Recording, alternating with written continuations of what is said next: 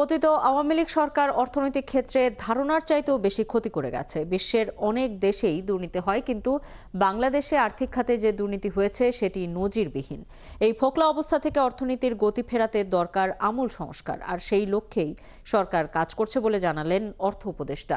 আন্তর্জাতিক business forum বাংলাদেশের বার্ষিক সভায় তিনি একথা বলেন। Faisal রয়েলের report.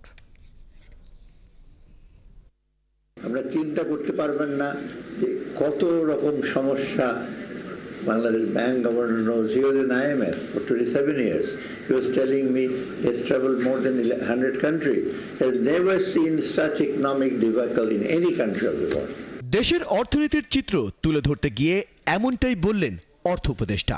International business forum of বাংলাদেশের বার্ষিক সভায় অর্থ উপদেষ্টা বলেন, অনেক দেশেই দুর্নীতি ও লুটপাটের সংস্কৃতি আছে, কিন্তু কোন দেশেই অর্থনীতিকে এভাবে ফোকলা করে দেওয়া হয়নি যা বাংলাদেশের ক্ষেত্রে হয়েছে।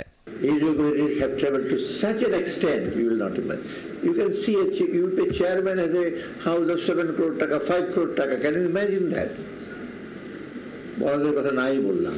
তিনি বলেন, যাদের নিয়মগুলো রক্ষা করার কথা ছিল তারাই নিয়ম ভেঙেছে। ব্যাংক সহ কোনো আর্থিক খাতেই কোনো নিয়ম মানা হয়নি। Basically problems are with first the regulatory failures. Doctor Debapriya বলেন, দেশের অর্থনীতির প্রতিটি ক্ষেত্র অনিয়ম ও দুর্নীতিতে ঠাসা, যে কারণে বিদেশিরা বিনিয়োগে আগ্রহী হলেও ভরসা পাচ্ছেন না। বিনিয়োগ হয় দীর্ঘমেয়াদের কথা চিন্তা করে।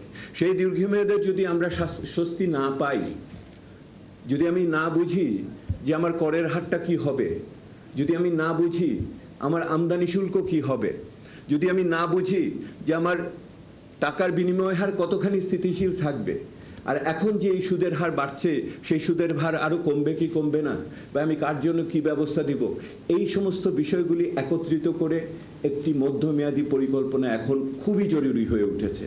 ইউএসএইডের মিশন ডিরেক্টর জানান, বাংলাদেশের নানা খাতে তারা কাজ করছেন, ভবিষ্যতেও করবেন। USAID wants to work with all of you to make sure that our opportunity list that we are putting together as we strive to be a good development partner here in Bangladesh makes sense. আইবিএফবি সভাপতি ও সহসভাপতি দেশের উন্নয়নের challenge ও সমাধানের নানা দিক তুলে ধরেন। Faisal royal, ৭১, Dhaka.